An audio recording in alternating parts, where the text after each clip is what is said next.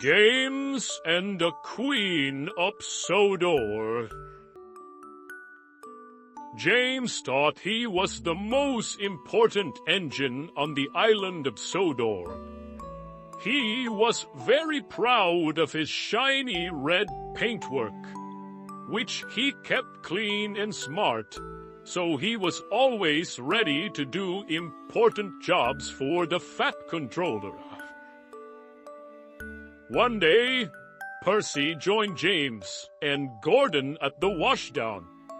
He had been working at the quarry, so he was very dirty. "My whistle's all clogged up," he said. He blew hard to clear it and accidentally covered Gordon in mud. "Don't get me dirty too," said James. "I've got to stay nice and clean because I'm going to collect the mayor."